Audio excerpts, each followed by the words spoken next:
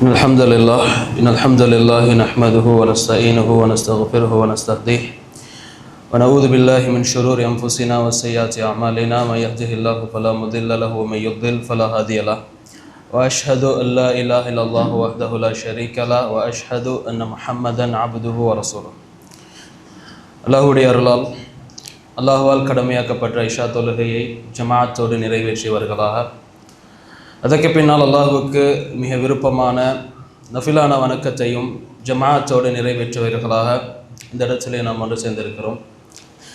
கணேசுக்குரிய சகோதரர்களே, அல்லாஹ்வுடைய தூதர் முஹம்மது ரசூலுல்லாஹ் ஸல்லல்லாஹு அலைஹி வஸல்லம் அவர்கள் சொன்னார்கள், மஜ்தமா கௌமும் ஃபீ பைத்தின் மின் புயூத்தில்லாஹ் யத்லூன கிதாபல்லாஹி வ யததாரஸூனஹு பைனஹும் இல்லா நஸலத் அலைஹிமுஸ் ஸகீனா வ கஷியத்ஹுமுர் ரஹ்மா வ ஹஃபத்ஹுமுல் மலாயிகா வதக்கரஹுமுல்லாஹு ஃபீமன் இந்தா. அல்லாஹ்வுடைய இல்லங்களில் ஓர் இல்லத்தில்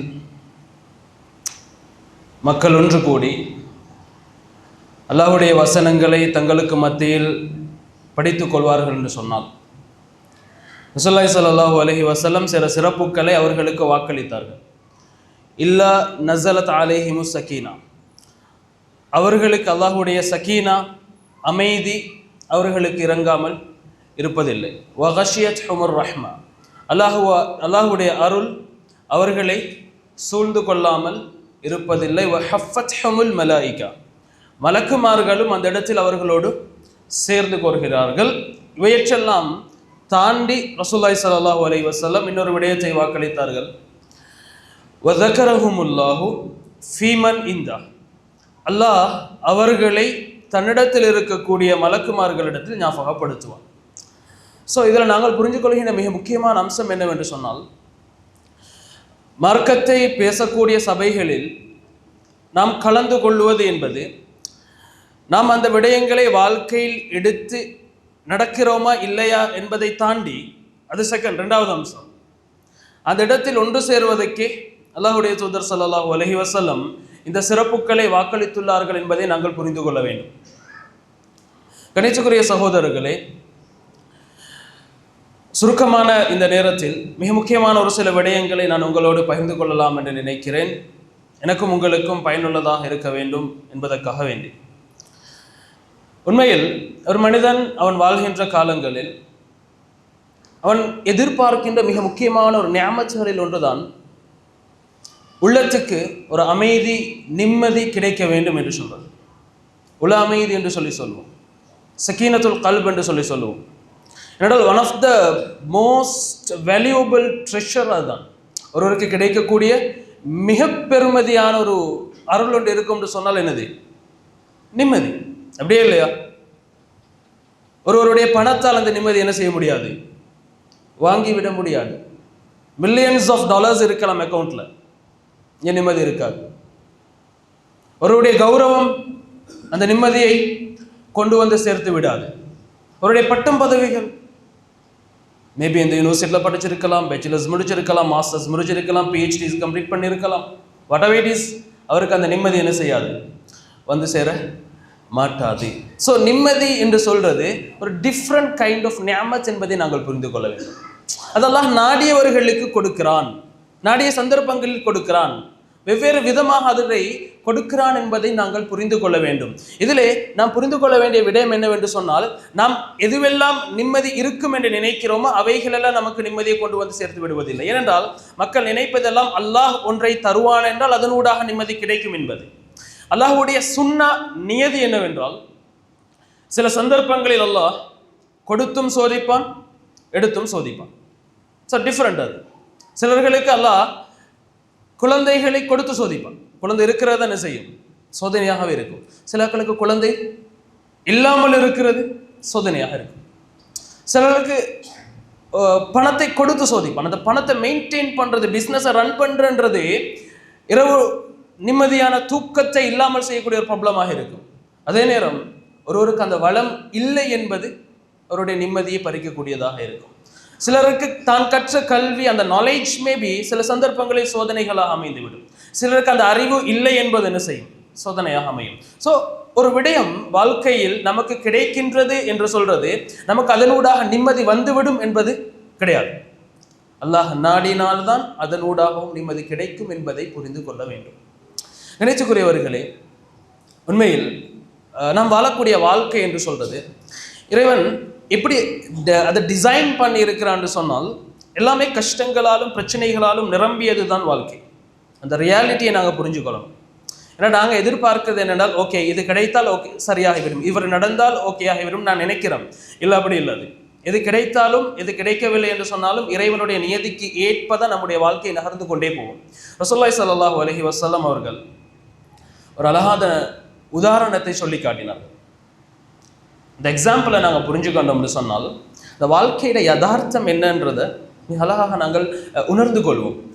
ஹத்த நபி ஸல்லல்லாஹு அலைஹி வஸல்லம் ஹத்தன் முரப்பா. ரசூலுல்லாஹி ஸல்லல்லாஹு அலைஹி வஸல்லம் ஒரு பாக்ஸ் ஒன்றை கீறினாங்க, ஒரு பெட்டி. நீங்கள் இமேஜின் பண்ணிக்கொள்ளுங்க அது எப்படி இருக்கும்னு சொல்லி.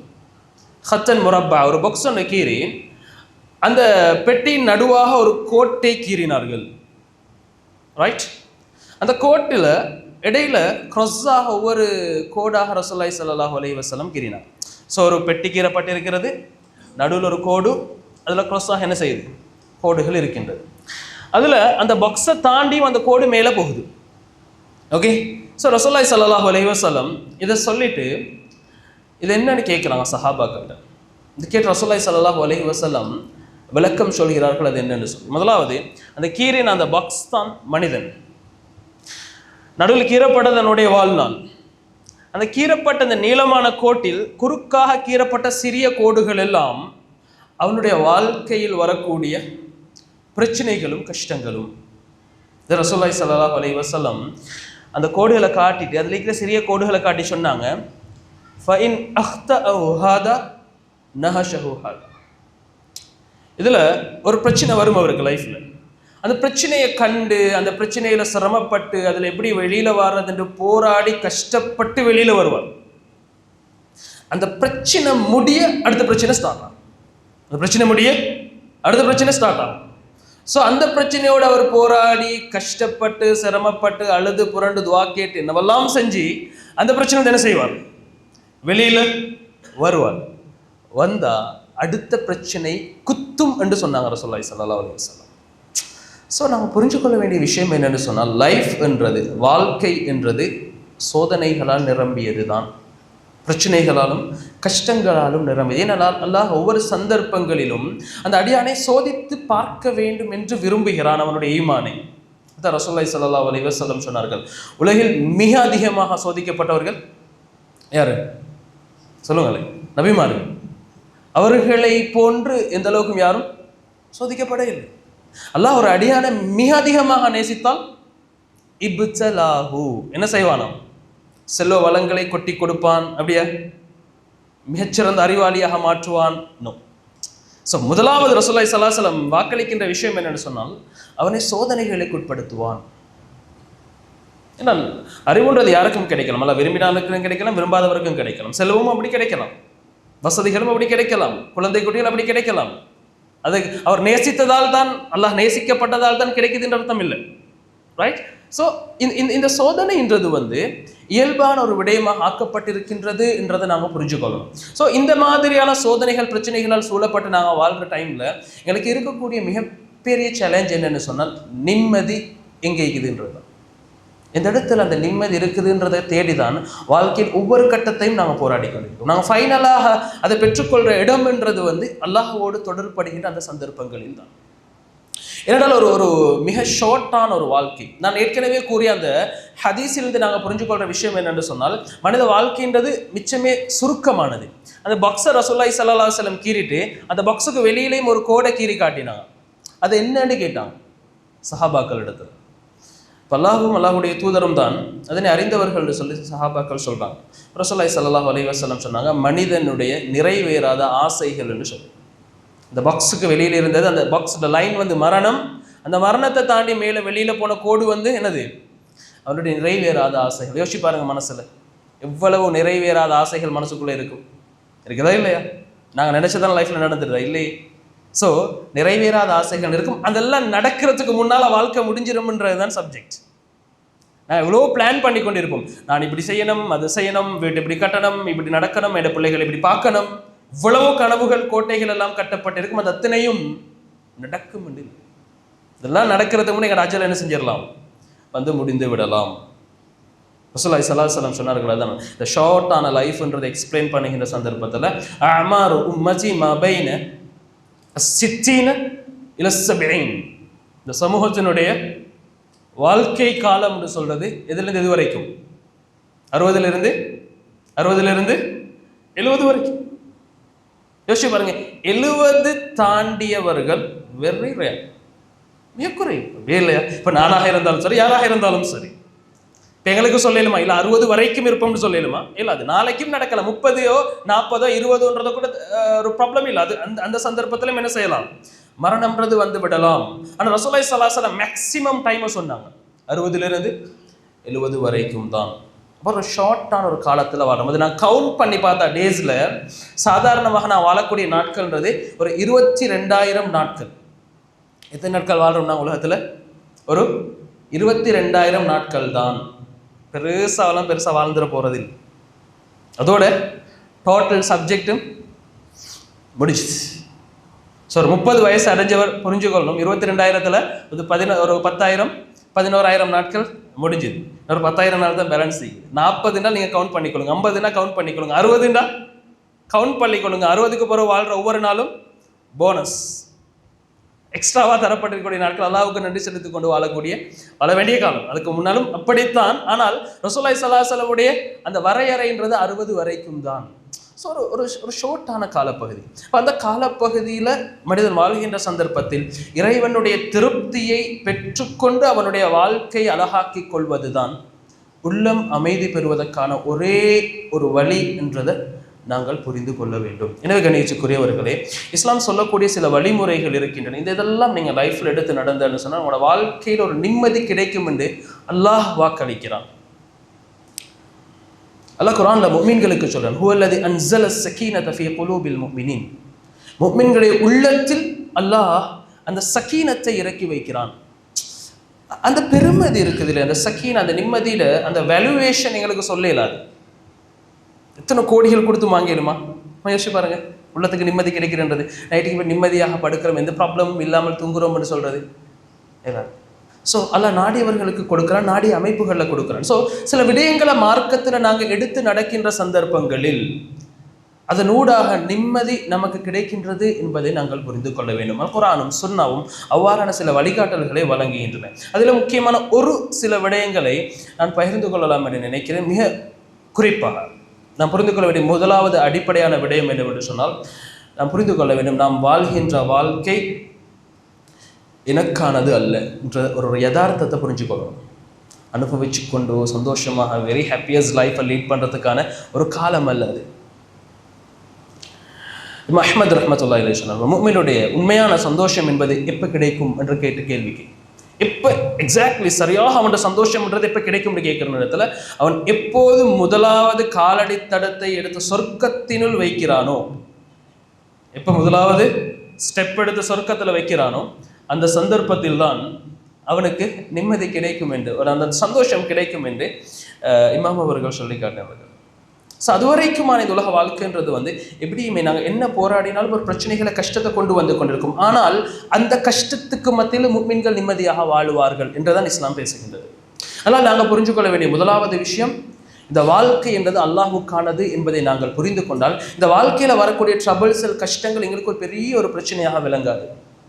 அல்லாஹ் குர்ஆன் சொல்றான், நபி நீங்கள் சொல்லுங்கள், குல் இன்ன ஸலாத்தி வ நுஸ்கி வ மஹ்யாய வ மமாத்தி லில்லாஹி ரப்பில் ஆலமீன். நபி நீங்கள் சொல்லுங்கள், இன்ன ஸலாத்தி என்னுடைய தொழுகை, வ நுஸ்கி நான் செய்யக்கூடிய வணக்க வழிபாடுகள், வ மஹ்யாய வ மமாத்தி நான் வாழ்றது, என் வாழ்க்கை, என் மரணம் எல்லாமே அல்லாஹ்வுக்கானது என்று நபி நீங்கள் சொல்லுங்கள். ஸோ டோட்டல் லைஃபும் யாருக்கானது? அல்லாஹ்வுக்கானது. ஒரு ஜனாசா நியூஸை கேள்விப்பட்டு நாங்கள் என்ன சொல்கிறோம்? இன்னா லில்லாஹி வ இன்னா இலைஹி ராஜிஊன். இன்னா லில்லாஹ் நாம் அல்லாஹ்வுக்குரியவர்கள், வ இன்னா இலைஹி ராஜிஊன் அவனிடத்திலே தான் நாம் திரும்ப கொண்டு செல்லப்படுகிறோம்.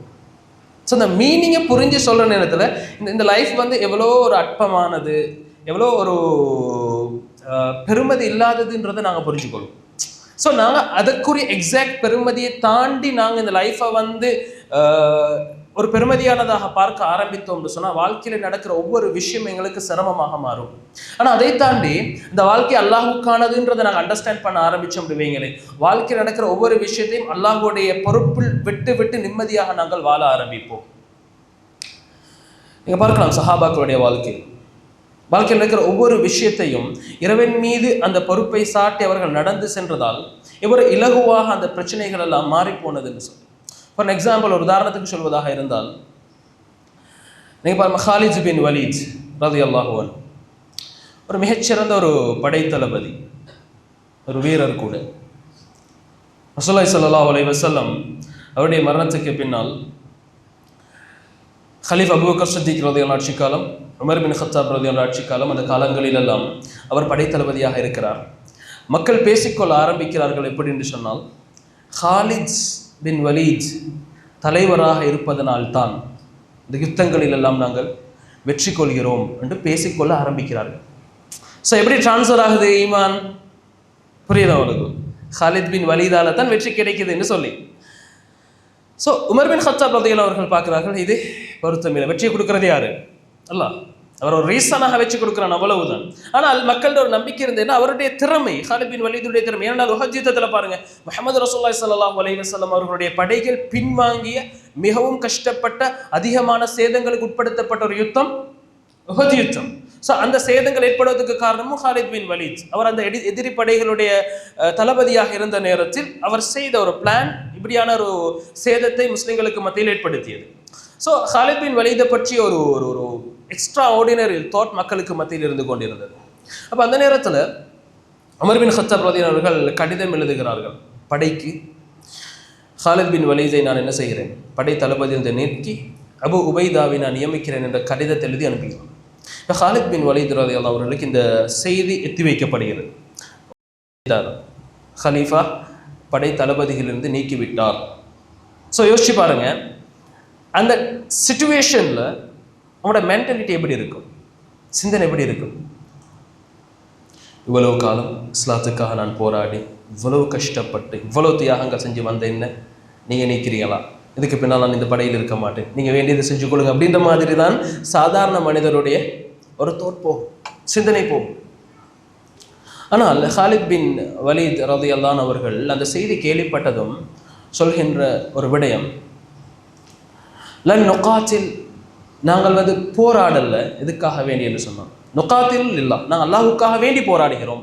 நாங்கள் போராடவில்லை எதற்காக வேண்டி என்று சொன்னால், கை யர்தா பினா உமர், உமர் எங்களை பொருந்திக் கொள்ளணும்ன்றதுக்காக வேண்டியெல்லாம் நான் போராடலை. நான் போராடுவது யாருக்காக வேண்டி? அல்லாஹ் என்னை பொருந்திக் கொள்ள வேண்டும் என்பதற்காக வேண்டி என்று சொல்லி அவர் படை தளபதி இருந்து அவர் அந்த பதவியை கொடுத்து விட்டு சாதாரண ஒரு ஒரு படை வீரராக போராடினார் என்ற செய்தியை நாங்கள் பார்க்கிறோம். இது ஒரு ஹதீஸை ஞாபகப்படுத்தி ரசூலுல்லாஹி ஸல்லல்லாஹு அலைஹி வஸல்லம் சொன்னார்கள், தாயிஸ அப்துத் தீனார் தாயிஸ அப்துத் திர்ஹம், தீனார்களுக்கும் திர்ஹம்களுக்கும் அடிமைப்பட்டவர்கள் நஷ்டமடைந்து விட்டார்கள் என்று சொன்னார்கள். தீனார்களுக்கும் திர்ஹம்களுக்கும் அடிமைப்பட்டவர்கள் என்று சொன்னால் லைஃபே மணி, காசு, அவ்வளோதான். அப்படியே வாழ்கிற சில ஆக்கள் லைஃப் இருக்கும், வேறு எதுவுமே இல்லை லைஃப்பில். காலையில் மார்னிங் எழுப்பினாலும் பிஸ்னஸ், அதுக்கப்புறம் பிஸ்னஸ், நைட்டுக்கும் பிஸ்னஸ், வீட்டுக்கு வந்தாலும் பிஸ்னஸ், தூங்கினாலும் பிஸ்னஸ், எழுப்பின எல்லா டைம்லையுமே பிஸ்னஸ் மட்டும் தான் மைண்டில் இருக்கும். ஸோ ரசூலுல்லாஹி ஸல்லல்லாஹு அலைஹி வஸல்லம் சொன்னது அவர்கள் நஷ்டம் அடைந்து விட்டார்கள்னு சொல்லி ரசூலுல்லாஹி ஸல்லல்லாஹு அலைஹி வஸல்லம் அப்படியே எக்ஸ்பிளைன் பண்ணி கொண்டு வந்து சொன்னாங்க, என்றாலும் ஃபத்தூபா லிஅப்தின், ஒரு அடியாருக்கு நன்மாராயணம் உண்டாகட்டும். அவங்க எப்படி என்று சொன்னாங்க, இன் கான ஃபில் ஹராஸா கான ஃபில் ஹராஸா, இன் கான ஃபிஸ் ஸாகா கான ஃபிஸ் ஸாகா. அவர்கள் அல்லாஹுக்காக வேண்டிய முன்னணியில் நின்று போராடுவதற்கு வாய்ப்பு கிடைத்தால் அதிலிருந்தும் போராடுவார்கள். இல்லை அவரை யாருமே கணக்கெடுக்கலை, பொருட்படுத்தலை, அவரை யாரும் அங்கீகரிக்கலை, பின்வரியில் நின்று தான் அவருக்கான அங்கீகாரம் கிடைக்குது என்று சொன்னால் அதிலிருந்தும் போராடுவார். காரணம், அவர் வாழ்வது யாருக்காக வேண்டி? யாருக்காக வேண்டி? அல்லாஹுக்காக வேண்டி. ஸோ இந்த சிந்தனை வரும் என்று சொன்னால் வாழ்க்கையில் எங்களை சுற்றி நடக்கிற எந்த ஒரு பிரச்சனையும் எங்களுக்கு என்ன செய்யாது, ஒரு பிரச்சனையாகவே தோன்ற மாட்டாது. என்னோட ஒட்டுமொத்த நோக்கம் யாரை திருப்திப்படுத்தணும்ன்றது, அல்லாஹ் திருப்திப்படுத்தணும்ன்றது. அவர் என்ன சொன்னால் என்ன, சொல்லாட்டி என்ன, இப்போ நாங்கள் பார்க்குறோம், ஒரு சதக்காவோ தர்மமோ செஞ்சுட்டேன்னு சொன்னால் அவன் என்ன மதிக்கல, கொடுத்ததுக்கு கணக்கெடுக்கல, கொஞ்சம் ஒரு ரெஸ்பெக்டை தரலன்றதுக்காக வேண்டி இதுக்கு பின்ன நான் என்னத்துக்கு கொடுக்கணும், நாங்கள் இப்படியே நடந்து கொள்ளணும்னு சொல்லி அதை அப்படியே புறக்கணித்து நடக்கக்கூடிய நிறைய சிச்சுவேஷன்களை நாங்கள் அவதானிக்கிறோம். ஆனால் ஒரு முஃமினுடைய சிந்தனைன்றது அவ்வாறு இருக்க மாட்டாது. சஹாபாக்கள் உதாரணங்கள் நமக்கு அதைத்தான் எடுத்து காட்டுகின்றன. ரசூலுல்லாஹி ஸல்லல்லாஹு அலைஹி வஸல்லம் அவர்கள் கூட ஒரு தடவை சஹாபாக்கள் அமர்ந்திருக்கக்கூடிய சந்தர்ப்பத்தில் ஒரு அழகான உதாரணம், இதுவெல்லாம் எந்த அளவு அவர்கள் அல்லாஹ்வுடைய பொருத்தத்தை மட்டும் இலக்காக கொண்டு வாழ்ந்தார்கள் என்பது, ஒரு சஹாபி வருகிறார், அவருக்கு தங்க வேண்டும், அவருக்கு உணவு கொடுக்க வேண்டும். ரசூலுல்லாஹி ஸல்லல்லாஹு அலைஹி வஸல்லம் அனுப்பி பார்க்கிறார்கள், அவருடைய வீடுகளில் எதுவுமே கொடுப்பதற்கு இல்லை. அதுக்கு பின்னால் ஒரு அன்சாரி தோழர் அல்லாஹ்வுடைய தூதர் ஸல்லல்லாஹு அலைஹி வஸல்லம் சொல்கிறார், அல்லாஹ்வுடைய தூதரை நான் என்ன செய்கிறேன், இவரை அழைத்து கொண்டு போகிறேன். ஸோ அவரை கூட்டிக் கொண்டு போகிறாங்க. கூட்டிக் கொண்டு போனதுக்கு பின்னால் வீட்டுக்கிட்ட போயிட்டு மனைவி கிட்ட கேட்டால் என்ன இருக்குதுன்னு சொல்லி கேட்டால், வீட்டில் இந்தனா இல்லை கூத்தொசபி, சிறுவர்கள் எங்களோட பிள்ளைகளுக்கு வச்சு இந்த சாப்பாட்டை தவிர எதுவுமே இல்லை. இப்போ என்ன சொல்கிறார் அவர், இப்படியாலும் சமாளித்து பிள்ளைகள் என்ன செய்யுங்க, இங்கே வச்சு இந்த சாப்பாட்டை அவருக்காக வேண்டி எடுத்து வையுங்கள். So she's cooperating with him, என்ன செய்கிறாங்க, கொஞ்சம் கோஆப்ரேட் பண்ணுறாங்க. என்றால் சாதாரணமாக தோட்டம் என்ன வரும், உங்களுக்கு தெரியாத வீட்டில் ஏது சிச்சுவேஷன் சொல்லி அது போதாக்கு எதோ ஒன்றையும் செய்கிறீங்களா, இந்த மாதிரி நெகட்டிவாக அவங்க யோசிக்கல. அவங்களும் சப்போர்ட் பண்ணுறாங்க. எதுக்காக வேண்டி, அல்லாஹ்வுடைய பொருத்தத்தை அடைந்து கொள்ள வேண்டும் என்பதற்காக வேண்டிதான். அதுக்கு பின்னால் அந்த உணவு தட்டை கொண்டு வந்து வைத்ததுக்கு பின்னால் அவர் சொல்றார், நீங்கள் விளக்க சரி செய்கிற மாதிரி என்ன செய்யணும், விளக்க அணைச்சிடணும். ஏன்னா அந்த சாப்பாடு 2 பேருக்கெல்லாம் போதாது, ஒரு ஆளுக்கு தான் போதும். ஸோ அவர் அணைச்சிட்டு என்ன சொன்னால், நான் சாப்பிட்ற மாதிரி நடிப்பேன். ஸோ அவர் சாப்பிடுவார், அவர் வயிறு நிரம்பியவராக அவர் தூங்குவார் என்ற விஷயத்த சொல்றார். மனைவி அதுக்கு என்ன செய்கிறாங்க, அதே மாதிரி நடந்து கொள்கிறார்கள். அடுத்த நாள் காலை ஃபஜ்ர் தொழுகைக்காக வேண்டிய அவர் பள்ளிவாசலுக்கு சென்றதுக்கு மேல் ரசூலுல்லாஹி ஸல்லல்லாஹு அலைஹி வஸல்லம் அவரை பார்த்து சிரித்தார்கள்.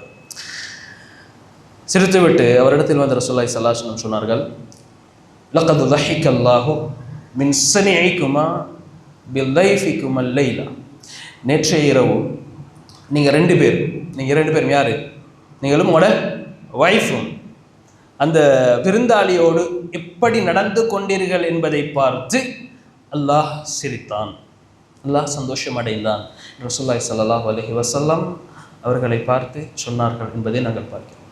ஸோ இப்போ எங்களோட எங்களோட சிந்தனைகள் அல்லாஹுக்காக வேண்டி என்று மாறுகின்றனவோ, அந்த சந்தர்ப்பத்தில் நாம் செய்யக்கூடிய சிறிய ஒரு மேட்டராக இருக்கலாம், சின்ன ஒரு விடயமாக இருக்கலாம், அல்லாஹ்விடத்தில் மிகப்பெரிய கூலிகளை நமக்கு எடுத்துதான். அல்லாஹ்வுடைய பொருத்தம் ஒருவருக்கு கிடைச்சது, அதை விட வேறு என்ன தேவை? அது இல்லாமல் அல்லாஹ்வுடைய பொருத்தம்ன்றது கிடைக்காமல் நமக்கு எந்த ஒரு பயனும் நல்லவர்களும் நமக்கு பயனளிக்க போவது கிடையாது என்று ரசூலுல்லாஹி ஸல்லல்லாஹு அலைஹி வஸல்லம் சொன்னார்கள். உங்களுடைய அமல்களை கொண்டு உங்களால் சொர்க்கத்திலும் நுழைந்து விட முடியாது என்று ரசூலுல்லாஹி ஸல்லல்லாஹு அலைஹி வஸல்லம் சொன்னார்கள். அல்லாஹ் உங்கள் மீது இரக்கம் காட்டவில்லை என்று சொன்னார். எனவே கணியத்துக்குரியவர்களை, வாழ்க்கையில் நாம் முதலாவது அடிப்படையை புரிந்து கொள்ள வேண்டும். இந்த வாழ்க்கை என்று சொல்றது அல்லாஹ்வுக்காக வேண்டியும் அல்லாஹ்வுடைய திருப்தியை பெற்றுக்கொள்வதற்காக வேண்டும் என்று நாம் வாழ ஆரம்பித்தால் நம்மை சூழ நடக்கின்ற விடயங்கள் நமக்கு கஷ்டம் தரக்கூடியவைகளாக மாற மாட்டாது. 2வது மிக முக்கியமான விடயம், ஒரு மனிதனுடைய உள்ளத்துக்கு நிம்மதியை கொண்டு வந்து சேர்க்கக்கூடிய விடயம் ரசூலுல்லாஹி அல்லாஹ் குர்ஆனிலே சொல்லக்கூடியது, அலா பிதிக்ரில்லாஹி தத்மஇன்னுல் குலூப். ஒரு முஃமினுடைய ஒரு அல்லாஹ்வுடைய அடியாருடைய உள்ளம் நிம்மதி அடைவதெல்லாம் அவர்கள் அல்லாஹ்வை ஞாபகப்படுத்துவதன் மூலமாகத்தான். ஸோ இத்மினானுல் கல்ப் என்று சொல்லுவோம். உள்ளத்தினுடைய நிம்மதி என்றது கிடைப்பதெல்லாம் அல்லாஹ்வை நினைப்பதனூடாக, அல்லாஹ்வை திக்ர் செய்வதனூடாக. ஆனால் எப்படி பாசிபிள், அது எப்படி சாத்தியப்படுகின்றது? கணிச்சுக்குரியவர்கள், எங்களுடைய தொழுகைகள் உயிரோட்டம் உள்ளவைகளாக மாறினால், நாம் செய்கின்ற ருக்கு, நாம் செய்கின்ற சுஜூதுகள் எல்லாம் நம்மை அல்லாஹ்வின் பக்கம் நெருக்கமாக்கக்கூடியவர்களாக மாறினால் அந்த தொழுகை உள்ளத்துக்கு நிம்மதியை கொண்டு வந்து தரும். ரசூலுல்லாஹி ஸல்லல்லாஹு அலைஹி வஸல்லம் அவர்களை பற்றி சொல்கின்ற சந்தர்ப்பத்தில், இதா ஹஸபஹு அம்ருன், அல்லாஹ்வுடைய தூதர் ஸல்லல்லாஹு அலைஹி வஸல்லம் அவர்களுக்கு லைஃப்ல ஏதாலும் ஒரு கஷ்டம் வந்து விட்டது என்று சொன்னால், அல்லாஹ்வுடைய தூதர் ஸல்லல்லாஹு அலைஹி வஸல்லம் தொழுகையின் பக்கம் விரைவார்கள். ஃபர்ஸ்ட் சொல்யூஷன் என்னது? நான் யோசிக்கிறது எப்படி, என் லைஃப்ல ஒரு ப்ராப்ளம் வந்தால் யார்கிட்ட போகலாம், யார்கிட்ட சொல்லலாம், என்ன சொல்லலாம், எப்படி செய்யலாம், எல்லா வழியிலையும் ட்ரை பண்ணி ஒன்றுமே நடக்கலன்னா ஃபைனல் சொல்யூஷன் தான் எங்களுக்கு என்னது? கடைசி ரப்பை யாருமே கை தரல யாருலான்னு தான் நிற்கிறது. ஸோ அவ்வாறு இருக்கக்கூடாது. கணேஷ்குரியவர்கள், ஒரு முஃமினை பொறுத்தளவில் வாழ்க்கையில் என்ன பிரச்சனைகள் நடந்தாலும் முதலாவது முற்படுத்தக்கூடிய விடயம் அல்லாஹ்வுக்கு முன்னால் சுஜூதில் விழ வேண்டும். ரசூலுல்லாஹி ஸல்லல்லாஹு அலைஹி வஸல்லம் அவர்களை யோசித்து பாருங்கள். பத்ருடைய யுத்தம் நடக்கின்ற சந்தர்ப்பம், அதுக்கு முந்தின நாள் நைட் கேள்விப்படுது 1000 வீரர்கள் வந்திருக்கிறார்கள். ரசூலுல்லாஹி ஸல்லல்லாஹு அலைஹி வஸல்லம் அடுத்து 3,00,000 வீரர்கள் தான் இருக்கிறார்கள். என்ன நடக்கும் என்றது தெரியாது. எல்லா சஹாபாக்களும் உறங்கிக் கொள்கின்ற சந்தர்ப்பத்தில் அபூபக்கர் சித்திக் கொண்டு எழுப்பி பார்க்கிறார்கள். அந்த அந்த அந்த அழுகையுடைய சத்தத்துக்கு எழும்புறாங்க. அபூபக்கர் சித்திக் எழுப்பி பார்க்குறாங்க. அல்லாஹ்வுடைய தூதர் ஸல்லல்லாஹு அலைஹி வஸல்லம் கைகள் ரெண்டையும் உயர்த்தி அல்லாஹ்விடத்திலே பிரார்த்தனை செய்து கொண்டிருக்கிறார்கள். யா அல்லாஹ், இந்த படை தோர்த்து விட்டால் இதற்கு பின்னால் உன்னை வணங்குவதற்கு யாரும் இருக்க மாட்டார்கள், உன்னுடைய உதவியை தந்து விடு என்று சொல்லி அல்லாஹ்விடத்திலே மன்றாடி கேட்டுக்கொண்டிருந்தார்கள். அவருடைய துண்டு, தோளில் போட்ட துண்டு கீழே விழுந்து அபூபக்கர் சித்திக் எடுத்து போட்டு விட்டு அல்லாஹ்வுடைய தூதரை போதும், அல்லாஹ் கைவிட மாட்டான் என்று சொன்னார். ஸோ ரசூலுல்லாஹி ஸல்லல்லாஹு அலைஹி வஸல்லம் சும்மா இருந்திருக்கலாம். நான் அல்லாஹ்வுடைய தூதர், அல்லாஹ் தேவன மார்க்கத்தை பாதுகாக்கட்டும், தேவனான்னு இருக்கட்டும். அப்படி இல்லை. வாழ்க்கையில் ஒரு பிரச்சனை என்று சொல்லி வருகின்ற சந்தர்ப்பத்தில் நாம் எந்த அளவு தூரம் அல்லாஹ்வின் பக்கம் நெருக்கமாகின்றோமோ அந்த அளவு தூரம் அல்லாஹ்வுடைய அருள் நம்மை நோக்கி நெருங்கி வரும் என்பதை நாங்கள் புரிந்து கொள்ள வேண்டும். இது நம்முடைய உள்ளத்தில் நாம் கொண்டு வர மிக முக்கியமான ஒரு விடயம். இரண்டாவது, ஒரு பிரச்சனை வருகின்ற சந்தர்ப்பத்தில் அந்த நெற்றிய சுஜூதில் வைக்கிற நேரத்தில் நமக்கு கிடைக்கின்ற நிம்மதியை போன்று வேறு எந்த ஒரு நிம்மதியும் உலகத்தில் வேறு எதன் மூலமாகவும் கிடைத்துவிட மாட்டாது. ட்ரை பண்ணி பாருங்க, செஞ்சு பாருங்க. ஒரு பிரச்சனை வருகின்ற சந்தர்ப்பத்தில் உதவு செஞ்சுட்டு யாருமே பார்க்க தேவையில்லை, அல்லாஹ்வை மட்டும் மனசில் நினைச்சு கொண்டு, யா அல்லாஹ் நீ மட்டும் போதும் எனக்கு இந்த பிரச்சனையிலிருந்து எனக்கான தீர்வை ஏற்படுத்தது. இந்த நம்பிக்கையை வச்சு அல்லாஹ்விடத்தில் கேட்டு பாருங்க. ஒரு ப்ராப்ளம் வருகின்ற சந்தர்ப்பத்தை நிச்சயமாக அல்லாஹ் பதிலளிப்பான். இந்த நம்பிக்கை உடஞ்சி போயிட்டு ஏதோ சும்மா கேட்டு பார்ப்போம். எங்களோட ஆப்ஷன் எப்படி தெரியுமா? சும்மா கேட்டு பார்ப்போம், துவா சம்டைம் எல்லாம் ஏற்றுக்கொண்டா கிடைக்கும், இல்லாட்டி கிடைக்கும். அப்படித்தான் சில நேரங்களில் நடக்கலாம், இல்லாட்டி நடக்காமல் போகலாம். இதுக்கும் சும்மா கேட்டு பார்ப்போம் அப்படின்ற மாதிரின்றது வேற, யாரா நீ தரத்தான் வேணும்ன்றது வேறு. ஸோ ரெண்டும் டிஃப்ரெண்ட். ஸோ பிரார்த்தனை கேட்கிற நேரத்தில் ரசூலுல்லாஹி ஸல்லல்லாஹு அலைஹி வஸல்லம் சொன்னார்கள், அல்லாஹ்விடத்தில் வலியுறுத்தி கேளுங்கள்.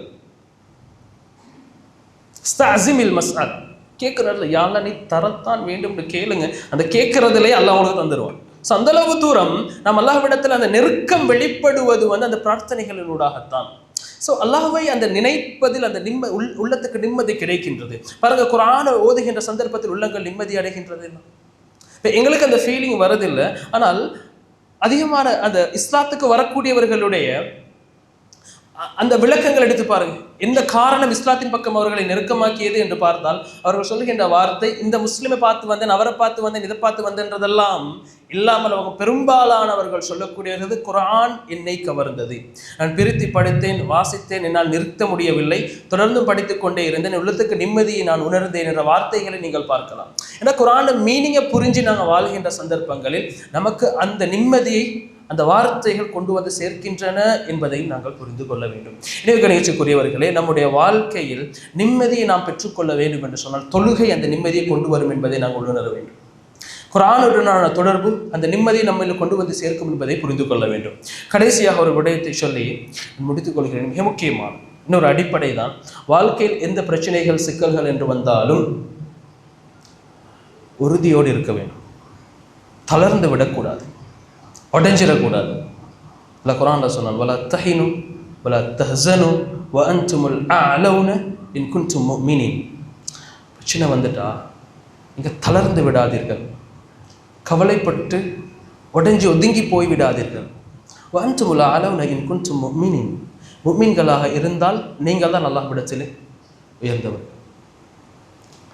அல்லாஹ் எங்களுக்கு காற்ற வழிகாட்டுள்ளது. ஒரு பிரச்சனை வார நேரத்தில் அது தைரியமாக எதிர்கொள்ளக்கூடிய மனோநிலை நம்மிடத்தில் இருக்க வேண்டும். அல்லாஹ் நம்மோடு இருக்கிறான் என்ற நியத்தோடு. இதனால தான் இஸ்லாம் காட்டக்கூடிய சொல்யூஷன் என்னன்னு சொன்னால், ஒரு பிரச்சனை வந்துடுதுன்னு சொன்னால், லைஃப்பில் ஒரு ப்ராப்ளம் நீங்கள் எதிர்பார்க்குற மாதிரி லைஃப் போகலை, வேறு எதெல்லாம் நடக்குதுன்னு சொன்னால், ஃபதவக்கலு அலல்லாஹ் வ அலல்லாஹி ஃபல்யதவக்கலில் முத்தவக்கிலூன், அல்லாஹ்வின் மீது நம்பிக்கை வையுங்கள் என்று சொல்லி அல்லாஹ் இன்னொரு சொல்கிறான். வமை யதவக்கல் அலல்லாஹ், யார் அல்லாஹ்வின் மீது தவக்குல் வைக்கிறார்களோ ஃபஹுவ ஹஸ்புஹ், அவர்களுக்கு அல்லாஹ்வே போதுமானவனாக இருக்கிறான். யா அல்லாஹ் நீ போதும் என்ற அந்த மனோநிலையோடு அல்லாஹ்வின் மீது ஒரு விடயத்தை பொறுப்பு சாட்டிட்டு விட்டுருங்க அல்லாஹ்வோட கையில். நீ இதை பார்த்துக்கோ யா அல்லாஹ், நீ தான் இதுக்கான சொல்யூஷன் எனக்கு தரணும், உனக்கிட்ட நான் இதை பொறுப்பு சாட்டினேன் என்று சொல்லி அல்லாஹ்விடத்தில் அந்த பொறுப்பை சாட்டி விட்டு நாம் ரிலாக்ஸ் ஆக வேண்டும். இதனாலும் டெய்லி யோசிக்கிறது என்ன செய்யாது, சொல்யூஷனை கொண்டு வந்து சேர்க்க மாட்டாது. அதை பற்றி 1000 பேர்கிட்ட பேசி தீர்கிறதுன்றது சொல்யூஷனை கொண்டு வந்து சேர்க்காது. ஏன்னா நாங்கள் ஒரு பிரச்சனை நாங்கள் நினைக்கிறோம் 2 பேர்கிட்ட 4 பேர்கிட்ட சொன்னால் எல்லாம் கிளியர் ஆகிரும் சொல்லி. மேபி நம்ம சுத்திக்கிறாக்கள் என்ன செய்யலாம், எங்களோடு நல்லவர்கள் மாதிரி கதைக்கலாம், பட் அந்த கதையை கேட்டுட்டு மிச்சம் சந்தோஷப்படக்கூடியவர்களாக அவர்கள் தான் இருப்பார்கள். அதனால் ஆல்வேஸ் பெட்டர் என்னென்னு சொன்னால் அல்லாஹ்விடத்தில் அந்த விஷயத்தை அல்லாஹ்விடத்திலே பேசிக்கொண்டு அவனிடத்திலே பொறுப்பு சாட்டி விட்டு அவன் மீது நம்பிக்கை வைத்து வாழ்க்கையை முன்னெடுத்து செல்வதன் ஒரு முஃமினுக்கு இருக்க வேண்டிய மிக முக்கியமான ஒரு அடிப்படையான குணம், இயல்பு. எனவே அந்த நம்பிக்கை நம்ம இடத்திலே வர வேண்டும். ரசூலுல்லாஹி ஸல்லல்லாஹு அலைஹி வஸல்லம் ஒரு சந்தர்ப்பத்தில் சொன்னார்கள், 70,000 மக்கள் யதுகுலூனல் ஜன்னத பிகைரி ஹிசாபி வல் ஆஸாப், மறுமை நாளிலே எந்த விதமான கேள்வி கணக்கும் இல்லாமல், ஒரு சிங்கிள் கொஸ்டின் அவருக்கு கிடையாது, ஒரு கேள்வி கூட இல்லாமல் 70,000 மக்கள் வந்து சொர்க்கத்திலே நுழைவார்கள் என்று ரசூலுல்லாஹி ஸல்லல்லாஹு அலைஹி வஸல்லம் சொன்னார். ஸோ சஹாபாக்கள் யார் அவங்க, இவ்வளோ பெரிய ஒரு பிளெஸிங் யோசிச்சு பாருங்க. இப்போ எல்லாருக்கும் உள்ள பயம் என்னது, ஒரு பதட்டம் என்னது, மறுமை நாளில் என்ன சிச்சுவேஷன் என்னவாகுமோ அப்படின்றது தான் எல்லாரும் மனநிலையிலையும் உள்ளது. ரசூலுல்லாஹி ஸல்லல்லாஹு அலைஹி வஸல்லம் இந்த டைமில் எல்லாரும் பதறிக்கொண்டிருக்கக்கூடிய சந்தர்ப்பத்தில் கொஞ்சம் பேர் மட்டும் அந்த விஐபி கேட்டகரி தான் அது, ரைட், எந்த விதமான கேள்விகளும் இல்லாமல் சொர்க்கத்தில் நுழைவார்கள் என்று ரசூலுல்லாஹி ஸல்லல்லாஹு அலைஹி வஸல்லம் சொல்லிட்டு போயிட்டாங்க. ஸோ சஹாபாக்கள் பேசிக்கொள்கிறாங்க, அவங்க யாரு என்று சொல்லி. ஸோ யார் அவங்க சொல்லுங்களே, கேள்விப்பட்ட ஹதீஸ் புதிய ஹதீஸ் எல்லாம் இல்லை, நான் சொல்லுவேன். எந்த மக்கள் தவக்குல் வைத்தவர்கள், அல்லாஹ்வின் மீது உண்மையான தவக்குல் வைத்தவர்கள். ரசூலுல்லாஹி ஸல்லல்லாஹு அலைஹி வஸல்லம் அவர் உள்ளே போனதுக்கு முன்னாடி சஹாபாக்கள் பேசிக்கொள்ளலாம், யாராக இருக்கலாம், ஆரம்பத்தில் இஸ்லாத்தை ஏற்றுக்கொண்டவர்களாக இருக்கலாம், பத்ரிலே கலந்து கொண்டவர்களாக இருக்கலாம், அப்படி இருக்கலாம் இப்படி இருக்கலாம், எல்லாமே பேசிக்கொள்றாங்க. ரசூலுல்லாஹி ஸல்லல்லாஹு அலைஹி வஸல்லம் என்ன சத்தம், இப்படித்தான் நாங்கள் பேசிக்கொள்கிறோம். ரசூலுல்லாஹி ஸல்லல்லாஹு அலைஹி வஸல்லம் சொன்னார்கள், அவங்க யார் என்று சொன்னால் ஹுமுல்லதீன லா யஸ்தரகூன வலா யத்தயரூன வலா யக்துவூன வஅலா ரப்பிஹிம் யதவக்கலூன். அவங்க யாருன்னு சொன்னால் அவங்களுக்கு ஒரு பிரச்சனை வார நேரத்தில் வந்து இந்த சோதிடம் பார்க்கிறது, மந்திரம் பார்க்கறது, இந்த பறவை சகுனம் பார்க்கறது, இது மாதிரி வந்து மற்ற மக்களிடத்தில் போவது, இந்த காரியங்களை எல்லாம் விட்டுவிட்டு வஅலா ரப்பிஹிம் யதவக்கலூன், அல்லாஹ்வின் மீது தவக்குல் வைத்தவர்களாக வாழ்வார்கள். யோசிச்சு பாருங்க, அல்லாஹ்க்கு மிக பிடித்த குவாலிட்டிஸில் ஒன்று என்ன தெரியுமா, ஒரு பிரச்சனை வந்தது அப்புறம் அல்லாஹ் உனக்கிட்ட நான் சரண்டர் ஆகுறேன், நீ இதை பார்த்துக்கொண்டு அல்லாஹ் கிட்ட பொறுப்பு சாட்டுறது இருக்குது பாருங்க. அல்லாஹ்வின் மீது நம்பிக்கை வைக்கிறது அடையாளமா இல்லையா அது? ஃபார் எக்ஸாம்பிள் நீங்கள் யோசிச்சு பாருங்க, உங்களோட ஃப்ரெண்ட் ஒரு ஆளுக்கு பிரச்சனை வந்திருக்கக்கூடிய சந்தர்ப்பத்தில் ஒரு 10 ஃப்ரெண்ட்ஸ் இருப்பாங்கன்னா அந்த 9 பேர்கிட்ட போகாமல் உங்கள்கிட்ட வந்து நான் உன்னைத்தான் நம்புறேன், எனக்கு எதாவது ஹெல்ப் பண்ணி இப்படி ஒரு ஐடியா தான் உங்கள்கிட்ட பேசுவார்னு சொன்னால் ஹவு டு யூ ஃபீல்? நீங்கள் எப்படி யோசிப்பீங்க? நீங்கள் அவர் உங்கள் மீது வச்ச நம்பிக்கையே உங்களை என்ன செய்யும், அவரோட க்ளோஸ் ஆக்கிடும் அந்த நம்பிக்கை. ஸோ இவ்வளோ வழிகள் உலகம் காற்ற நேரத்தில் இது எல்லாத்தையும் விட்டு ரப்பே உன்னிடத்தில் நான் தவக்குள் வைக்கிறேன் ஒருவர் வாரதை அல்லாஹ் விரும்புகின்றான். எனவே கணிச்சுக்குரியவர்கள், அப்படி ஒரு மனிதன் தவக்குலோடு வாழ வேண்டும் என்று இஸ்லாம் எதிர்பார்க்கின்றது. அதனுடைய நன்மை என்ன தெரியுமா? அப்படி ஒரு பிரச்சனை வந்ததுக்கு பின்னால ஒரு மனசால் அதை ஏற்றுக்கொள்றார் என்று சொன்னால், அல்லாஹ் உன்னுடைய கதிர், உன்னுடைய நாட்டம், நான் அதை ஏற்றுக்கொள்றேன், உன் மீது தவக்குள் வைக்கிறேன் என்று சொல்லி ஒருவர் அப்படி வாழுவார் என்று சொல்லி சொன்னார். ரசூலுல்லாஹி ஸல்லல்லாஹு அலைஹி வஸல்லம் சொன்னார்கள், மிக முக்கியமான ஒரு செய்தி. இப்போ நான் பேசினதில் ஒன்றுமே எடுக்கலைன்னு சொன்னாலும் இந்த ஹதீஸை மட்டும் உங்களோட மைண்டில் இருந்தாலும் போதும். ரசூலுல்லாஹி ஸல்லல்லாஹு அலைஹி வஸல்லம் சொன்னார்கள், அஜபன் லி அம்ரில் முஃமின், ஒரு முஃமினுடைய காரியங்கள் எல்லாம் ஆச்சரியமானதுன்னு சொன்னாங்க. அதாவது எல்லாரையும் மாதிரி அவர் வைக்க மாட்டார், அவர் வந்து வெரி ரேர் குவாலிட்டி, அவர் ஆச்சரியம் வைக்கும் அவரை பார்க்கறது. எப்படின்னு சொன்னால் ரசூலுல்லாஹி ஸல்லல்லாஹு அலைஹி வஸல்லம் சொன்னாங்க, ஃபலைஸ லஹு, அது அந்த குவாலிட்டின்றது வந்து முஃமின்களை தவிர வேறு யாருக்கும் இருக்காது. இல்லால் முஃமின், ஒரு முஃமினை தவிர வேறு யாருக்கும் அந்த குவாலிட்டிஸ் வராதுன்னு சொல்லி ரசூலுல்லாஹி ஸல்லல்லாஹு அலைஹி வஸல்லம் சொன்னார்கள். இன் அஸாபஹு ஸர்ரா, அவருக்கு சந்தோஷமான ஒரு ஹாப்பியஸ்டான ஒரு மூமெண்ட் ஒன்று கிடைக்கும் என்று சொல்லி சொன்னால் ஷக்கர ஃபகான கைரல்லாஹ், அவர் அல்லாஹ்வுக்கு நன்றி செலுத்துவார், அல்லாஹ்வை மறக்க மாட்டார். ஃபகான கைரல்லாஹ், அது அவருக்கு நலவாக மாறும். வைன் அஸாபத்ஹு தர்ரா, அதுக்கு மாற்றமாக அவருக்கு ஒரு பிரச்சனை கஷ்டம் வந்து விட்டது என்று சொல்லி சொன்னால் சபர ஃபகான கைரல்லாஹ், அவர் பொறுமையோடு இருப்பார், அது அவருக்கு நலவாக மாறும். நலவாக யோசிச்சு பாருங்க, லைஃப்பில் ஒரு ப்ராப்ளம் வந்ததுக்கு பின்னால் நாங்கள் யோசிப்போம், இந்த பிரச்சனை ஏன் இவ்வளவு நான் தொழுகிறேன், இவ்வளவு தர்மம் செய்கிறேன், இவ்வளோ நல்லா வாழ்றேன், எனக்கு ஏன் இந்த பிரச்சனை இந்த மாதிரியான தாட்ஸல் போகிற நேரம் நீங்கள் யோசிச்சுக்கொள்ளணும். அல்லாஹ்வுடைய நாட்டம் இது, அல்லாஹ்வுடைய நாட்டம் இது. ஸோ நான் என்ன செய்யணும்? அந்த அந்த சிச்சுவேஷன் கதிரை ஏற்றுக்கொள்ளணும். முதலாவது உன்னுடைய நாட்டம்ன்றதை நான் ஏற்றுக்கொள்ளணும் முதலாவது. ரெண்டாவது அதில் பொறுமையாக இருக்கணும். பொறுமையாக இருக்கிறேன்னு சொன்னால் ஓகே பிரச்சனை வந்தது எப்படியாலும் கடந்துருன்றது அல்ல. அதை தாண்டியும் இது ஏதோ ஒரு வகையில் எனக்கு என்ன செய்யும், வாழ்க்கைக்கு நலவாக மாறும் என்ற நம்பிக்கையோடு இருக்கணும். அந்த எதிர்காலம் எங்களுக்கு தெரியாது, அந்த ப்ராப்ளம் எனக்கு எப்படி நலவாக மாறப்போகுதுன்றதுக்கு எந்த க்ளூவும் இல்லை, எப்படின்னு எனக்கு தெரியாது. ஆனாலும் அதை தாண்டியும் என்னுடைய உள்ளம் சொல்லும், அல்லாஹ் நாடினால், அல்லாஹ்வின் மீது நம்பிக்கை வைத்தால் இதே பிரச்சனை, இன்றைக்கு நீ கண்ணீர் சிந்தக்கூடிய, கவலைப்படக்கூடிய, நீ முடங்கி போன இதே பிரச்சனை இன்னும் சில காலங்களில் அல்ஹம்துலில்லாஹ் அப்படி ஒரு நடந்ததால்தான் இன்னைக்கு நான் இப்படி இருக்கிறேன், இந்த நன்மை எனக்கு நடந்ததுன்னு நீங்க சொல்லக்கூடிய அளவுக்கு அல்லாஹ் மாற்றுவான். ஸோ அந்த நம்பிக்கை எங்களுக்குள்ள வரும். ஒரு பிரச்சனை வந்ததுக்கு அல்லாஹ்வின் மீது பொறுப்பு சாட்டி விடுவோம்னு சொன்ன ரசூலுல்லாஹி ஸல்லல்லாஹு அலைஹி வஸல்லம் வாக்களித்தார்கள். என்னது? ஃபகான கைரல்லாஹ், அதே பிரச்சனை அவருக்கு என்ன செய்யும், நலவாக மாறும் என்று ரசூலுல்லாஹி ஸல்லல்லாஹு அலைஹி வஸல்லம் அவர்கள் வாக்களித்தார்கள். எனவே கண்ணியத்துக்குரியவர்களே, ஒரு ப்ராப்ளம், ஒரு பிரச்சனைகள் என்று சொல்லி வருகின்ற சந்தர்ப்பத்தில் அந்த நம்பிக்கை என்பது அல்லாஹ்வின் மீது மிக உறுதியாக இருக்க வேண்டும். அதே சந்தர்ப்பத்தில் ஒரு பிரச்சனை சில சந்தர்ப்பங்களில் எங்களுக்கு நாம் செய்த குற்றத்தின் காரணமாக ஒரு தண்டனையாக அமையவும் செய்யலாம், அதே நேரம் என்ன செய்யலாம், அல்லாஹ்வுடைய ஒரு சோதனையாகவும் அமையலாம். ஸோ எப்படியான சிச்சுவேஷன்களாக இருந்தாலும் அது நான் ஒரு தண்டனை, ஒரு குற்றம் நான் செஞ்சிருப்பேனோ என்று நாம் யோசிக்க ஆரம்பித்தால் அல்லாஹ்விடத்தில் இஸ்திக்ஃபார் செய்கின்ற சந்தர்ப்பத்தில் அது ஒரு நலவாக மாறும். அதே சந்தர்ப்பத்தில் நான் உண்மையிலேயே தண்டனை செய்யாமல் ஒரு குற்றமும் செய்யாமல் அது நலவாக ஒரு சோதனையாக வருகின்றது என்று சொன்னால் நிச்சயமாக அதனூடாகவும் எனக்கு ஒரு நன்மை கிடைக்கின்றது என்பதை நாங்கள் புரிந்து கொள்ள வேண்டும். என்றாலும் எந்த ஒரு சந்தர்ப்பத்தில் அல்லாஹ்வின் மீதான நம்பிக்கையை நாங்கள் இழந்துவிடக்கூடாது.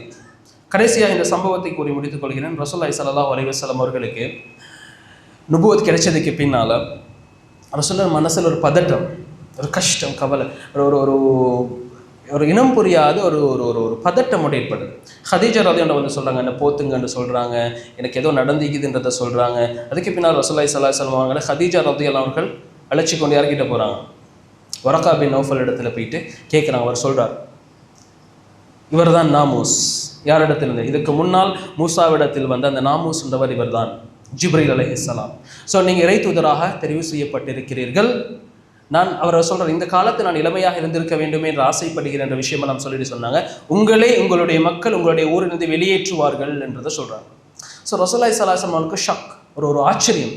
இவ்வளவு நல்லவராக நான் இருக்கிறேன், இந்த ஊர் மக்களோட எவ்வளோ நல்லா நடந்து கொள்கிறேன், என்றாலும் கூட என்ன நடக்குதுன்னு சொன்னால் எனக்கு இப்படி நடக்க போகுதா என்ற ஒரு பயம், ஒரு அச்ச மனசில் வார நேரத்தில் அவங்க கவலைப்படுறாங்க. ஸோ கவலைப்படுகின்ற சந்தர்ப்பத்தில் பாருங்கள், சில சந்தர்ப்பங்களை நாங்கள் இவ்வளவுதான் மார்க்கம் தெரிஞ்சிருந்தாலும் புரிஞ்சிருந்தாலும் கூட இன்னொருவரோட சப்போர்ட் எங்களுக்கு தேவைப்படும் பிரச்சனை வெளியில் வாரத்துக்கு ரெண்டு நல்ல வார்த்தைகள் கேட்கிறதுன்றது அதுக்கு சொல்யூஷனாக அமையும். ஹதீஜா ரலியல்லாஹு அன்ஹா அந்த வார்த்தையை சொல்கிறார், கல்லா அப்படி இல்லை, அபிஷிர், நீங்கள் நற்செய்தி பெற்றுக்கொள்ளுங்கள், வல்லாஹி லா யுஹ்ஸிக அல்லாஹு அபதா, அல்லாஹ் உங்களை நிச்சயமாக கைவிட மாட்டான். கேட்டாங்க, நீங்கள் யாருக்காலும் அநியாயம் செய்திருக்கிறீர்களா, இதுவரைக்கும் யாருக்காலும் கஷ்டங்களை கொடுத்திருக்கிறீர்களா, நீங்கள் ஏழைகளை அரவணைச்சு நடக்கிறீங்க, உண்மையானவராக நடந்து கொள்கிறீர்கள், இதுவெல்லாம் சொல்லிட்டு ரசூலுல்லாஹி ஸல்லல்லாஹு அலைஹி வஸல்லம் சொன்னாங்க, அல்லாஹ்வின் மீது ஆணையாக அல்லாஹ் உங்களை கைவிட மாட்டான், கவலைப்படாதீர்கள். புரியுதா? சில சந்தர்ப்பங்களில் இன்னொருவரோட ரெண்டு அழகான வார்த்தைகள் எங்களுக்கு தேவைப்படும், அந்த பிரச்சனை நாங்கள் வெளியில் வாரத்துக்கு. நான் சொல்ல வர விஷயம் என்ன தெரியுமா, உங்களோட ஒரு சகோதரர் கஷ்டத்தில் கவலையில் இருந்து கொண்டு இருக்கிறான்னு சொன்னால் மேபி ஃபைனான்ஷியல் உங்களுக்கு ஹெல்ப் பண்ணுறதுக்கான ஆப்பர்ச்சுனிட்டிஸ் கிடைக்காமல் போகலாம், உங்களுக்கு ஃபிசிக்கலி ஒரு கன்ட்ரிபியூட் பண்ணுறதுக்கான ஒரு சந்தர்ப்பம் கிடைக்காமல் போகலாம். ஆனால் உங்களுடைய அழகான ஒரு ரெண்டு வார்த்தைகள் மனசுக்கு என்ன செய்யும், அமைதியும் ஆறுதலையும் கொடுக்கும். இப்படி நடந்துருதா, நான் சும்மா போச்சு, ஒன்றுமே சரி வராது, அவ்வளோதான் எல்லாம் அப்படின்ற வார்த்தைகளை விட ஒன்றையும் யோசிக்காதீங்க, எல்லாம் சரியாகும், அல்லாஹ்வின் மீது நம்பிக்கை வைங்க, இவ்வளோ தானே கடந்து போயிட்டோம், இன்ஷா அல்லாஹ் இன்னும் கொஞ்ச நாள் இதே விஷயம் எல்லாம் உங்களுக்கு ஹைராக மாற்றி தருவான், எனக்கு தெரியாத ஏதோ ஒரு நலவு அதில் இருக்கும்ன்ற வார்த்தையை சொல்லி பாருங்க. அந்த மூமெண்ட்ஸ், அந்த சந்தர்ப்பம் அவருடைய வாழ்க்கை அழகாக மாற்றும். சாதா ஹதீஜா ரலியல்லாஹு அன்ஹா அல்லாஹ்வுடைய தூதர் ஸல்லல்லாஹு அலைஹி வஸல்லம் அவர்களுக்கு செய்தார். இதனால் தான் அல்லாஹ் ஒரு தடவை சொன்னான், ரசூலுல்லாஹி ஸல்லல்லாஹு அலைஹி வஸல்லம் அறிவிக்கிறார், ஹதீஜா வந்து கொண்டிருக்கிறார், அவரிடத்தில் சொல்லுங்கள் அல்லாஹ் அவருக்கு சலாம் சொன்னதாக சொல்லுங்கள். யார் யாருக்கு? அல்லாஹ் ஹதீஜா வந்து கொண்டிருக்கிறார், அவருக்கு அல்லாஹ் சலாம் சொன்னதாக சொல்லுங்கள் என்று சொல்லி அல்லாஹ்வுடைய தூதர் ஸல்லல்லாஹு அலைஹி வஸல்லம் அல்லாஹ் வஹி அறிவித்தார். ஸோ இந்த அளவுக்கு அவங்களுடைய அந்த கண்ணியம் உயர்த்தப்பட்டதுக்கெல்லாம் காரணம் அவர்கள் அல்லாஹ்வின் மீது வைத்திருந்த இந்த நம்பிக்கை. இன்ஷா அல்லாஹ் நம்முடைய வாழ்க்கையில் ஒவ்வொருவருக்கும் ஒவ்வொரு விதமான பிரச்சனைகள், கஷ்டங்கள், சிரமங்கள் இருக்கலாம். ஆனால் எல்லாமே அல்லாஹ்வின் மூலமாக சாத்தியம். அந்த விடுதலை பெறுவது, அது இந்த ரிலீஸ் ஆகிறன்றது சாத்தியம். இன்ஷா அல்லாஹ் நம்பிக்கையோடு நாம் முயற்சிப்போம் என்று சொன்னால் அல்லாஹ் அதற்கான வழிகளை நமக்கு ஏற்படுத்தி தந்து இந்த உலகத்திலும் மறுமையிலும் கண்ணியப்படுத்தப்பட்டவர்களின் கூட்டத்தில் இன்ஷா அல்லாஹ் நம் அனைவரையும் ஆக்கி வைப்பான். அல்லாஹும்ம அரினல் ஹக்க ஹக்க வர்சுக்னா இத்திபா வ அரினல் பாத்தில பாத்தில வர்சுக்னா இஜ்தினாபா. அகூலு கௌலி ஹாதா அஸ்தக்ஃபிருல்லாஹ லி வ லக்கும். அஸ்ஸலாமு அலைக்கும் வ ரஹ்மத்துல்லாஹி வ பரகாத்துஹு.